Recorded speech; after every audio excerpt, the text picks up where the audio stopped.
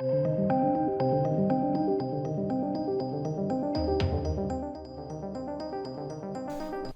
to the channel, ladies and gents. Let's talk Obi-Wan Kenobi episode 3. This may be where many people checked out at the episode, I think. Potentially, because there seems to be some things which were, I don't know, questionable decisions, I guess you could say, upon face value. And me not being a Star Wars buff, you know, I like Star Wars, but I'm not a Star Wars fan.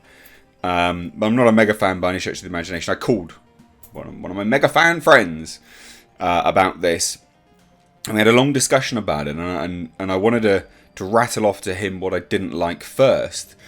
And interestingly enough, you know what? He kind of calmed my concerns down a little bit, which was interesting. So straight off the bat, I do genuinely still think that Ingram, the character, you know, the actress who plays Reva, it's really bad direction. You know, Deborah Chow is directing her quite poorly.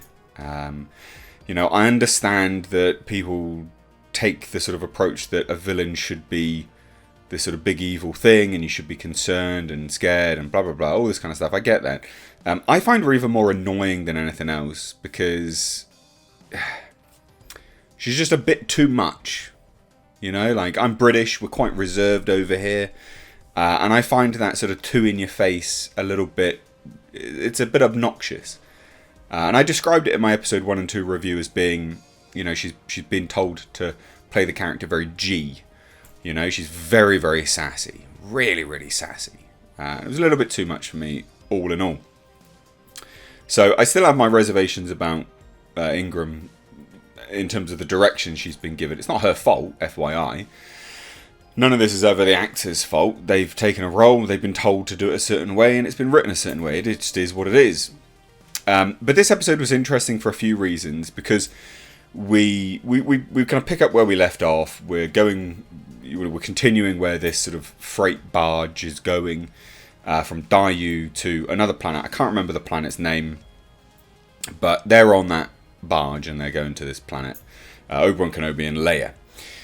Now, there were some things which make me question Obi-Wan Kenobi's mental faculties in this episode. So they go to coordinates where they're supposed to meet someone. No one's there. But interestingly enough, along the way, he does see Anakin, you know, a vision of Anakin standing on some distant valley, you know, across the way. And I quite liked that. That's quite a powerful image.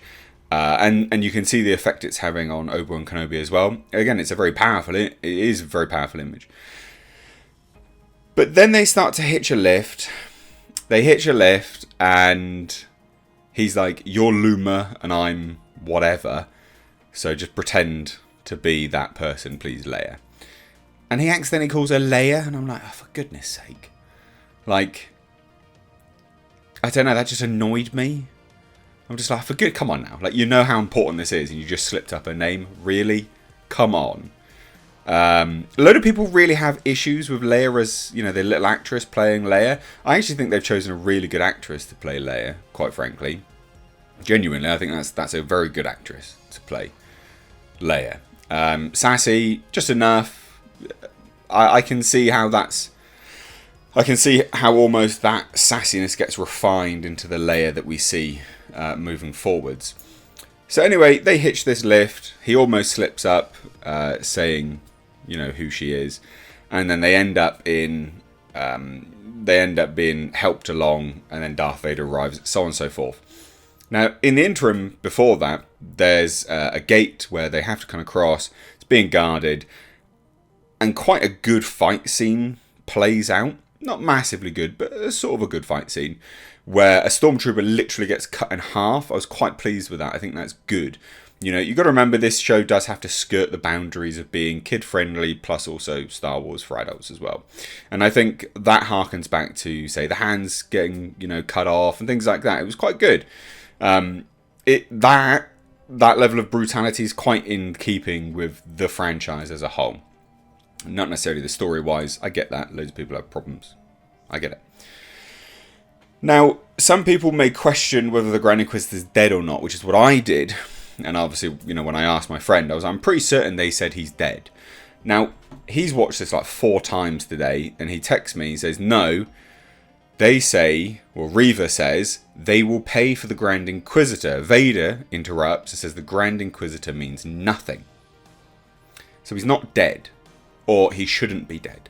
This is the thing, he shouldn't be dead. Because also, my friend followed up and said, also, the Grand Inquisitor's race have 2 stomachs. And we know people have come back from being cut in half, Maul, and Fennec, who was shot in the gut. So I'm hoping that they don't break their canon and they kill the Grand Inquisitor. If they do, that's really dumb. Considering my friends just pointed out, you know, those elements there that would indicate, no, he's absolutely fine. But this is obviously a Vader episode. We do see Vader. And this is the halfway point as well. I think we've only got 3 more episodes after this. A lot of people were, I think, banking on this rematch being a really good, powerful, epic rematch.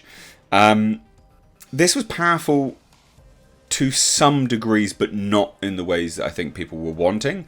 So Vader does come in, you know, to this town on this planet, and he is brutal. He pulls people out of buildings, snaps their necks in front of people. It's very Nazi German-esque when they were pulling Jews out and just killing them in front of the females of the family, right? That is what Nazis did, and they followed up with that in this. And there's very few shows on Disney that you're going to watch kids being murdered, having their necks snapped, and Vader was very brutal with that. That's the Vader that we want, right? This pent-up, angry Vader.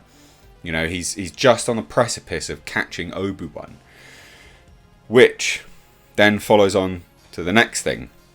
There is a fight that takes place between Obi-Wan Kenobi and Vader, and a lot of people, I think, are going to have a problem with this, similarly to how I did.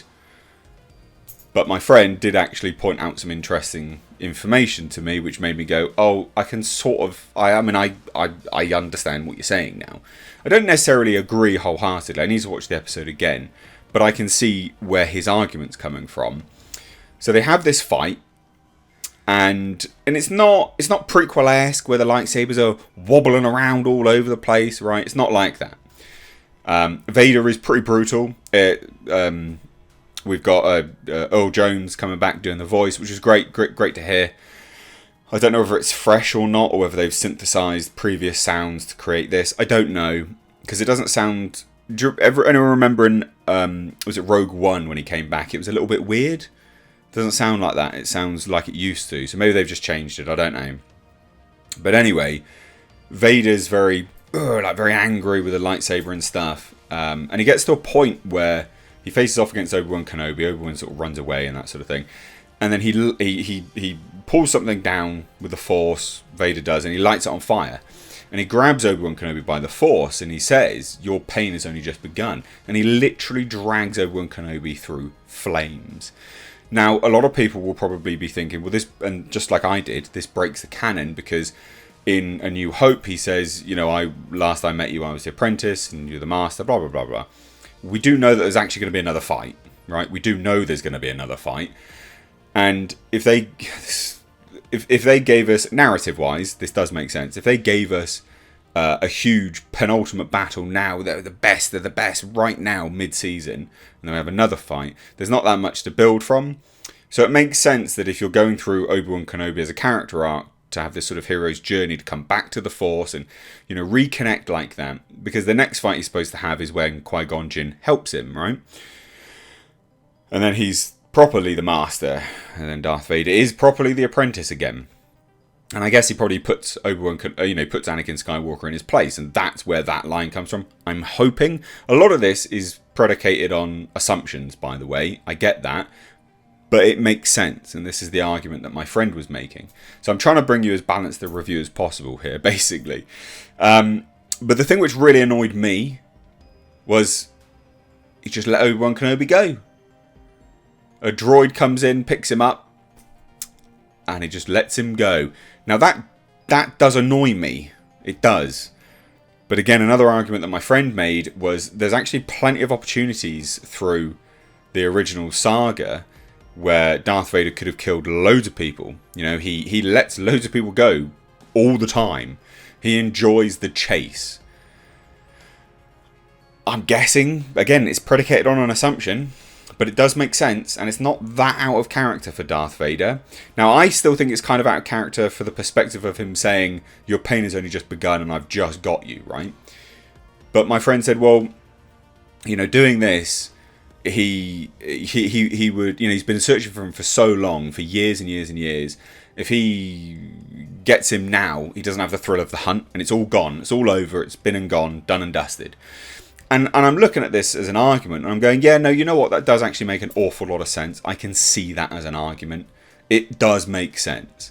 So, you know, do I wholeheartedly agree? Yes and no. I mean, I'm not a Star Wars expert. So hearing this from a Star Wars mega fan that literally has, you know, 3D printed minis that he's constantly building every single day, lives, breathes, shits Star Wars, I've got to take it on board because this is someone that really does know Star Wars. FYI, he absolutely hated The Rise of Skywalker.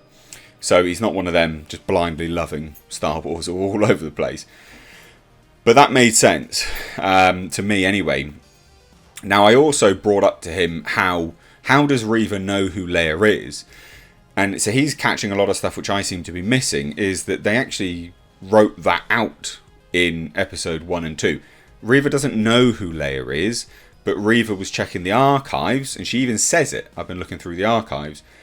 So she knows that Obi-Wan Kenobi has a connection to Bail Organa and their child. As far as she's aware, Leia is just Bail Organa's child. That's it. Now, that doesn't remove the situation of how Bail knows where Obi-Wan Kenobi is. I don't know that he would know where Obi-Wan Kenobi is on Tatooine. I'm guessing that is still a plot hole. I still think that it's a plot hole that Obi-Wan Kenobi didn't know how old Leia was, but it is also a turn of phrase. You know, when he says, how old are you again? To Leia, in, I think it was the second episode, that can be perceived to be a turn of phrase of going, how old are you again? Like, you're acting really like you're surprising me here. That is a turn of phrase, but that still can be a plot hole as well. Anyway, point is, this episode was interesting to a certain degree. I think it's going to piss a lot of people off.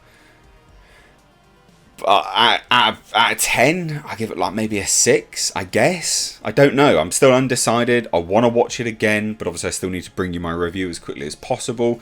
And so what I thought I would do this time is obviously give you as balanced a review as possible by discussing what my friend had to say as well, because I think that's important, you know, as someone who's not a mega Star Wars fan. You know, someone who's just looking at it critically from an outsider perspective, a rudimentary knowledge of Star Wars. He also pointed out to me, I've got the messages here, Quinlan Voss was mentioned. So he's the Jedi that's been around in the Clone Wars, who's mentioned in this episode, who's helping smuggle Force-sensitive children and Jedi. So it's cool to see him, he's still around. So maybe we'll see an appearance of him. Who knows? Who knows? I liked the loader droids. I thought they were really cool. Like big, chunky loader droids. Like, they're cool, man. But all in all, like, I can see why people are going to be annoyed. And also, Disney don't help themselves, because they've been running this nonsense narrative online going, if you don't like Reva, you're racist. And that's just simply not true. You know? Because equally so, all the people that were like, Reva's a bit of a shit character, go, yeah, I love Samuel L. Jackson's Mace Windu. So it doesn't really stand up. But they don't help themselves, because they're just going to annoy people by doing stuff like that. It's nonsense. You don't need to say it. Right? Like, check all the comments online, wherever they've posted this stuff. All of the comments are simply, no, she's just a bit shit. Anyway, there you go. I still don't like Reva as a character. A lot of people go, yeah, you're not supposed to. Yeah, I get that, but I think she's annoying more than I think I dislike her anyway. So let me know what you guys think down below. I'm aware, you know, it's going to be super crap. Remember, my review is literally, it's like about a 6 out of 10, right? I'm not loving it, or I'm not hating it. I'm still very middling on this. Like, it's above average, I guess. Score was a little bit of a letdown this time, actually. I quite like the score in the first 2 episodes. Score seemingly wasn't really there. But I do like the infighting with the Inquisitors. I did quite like that. So anyway, let me know what you think down below. Cheers, guys. Take care.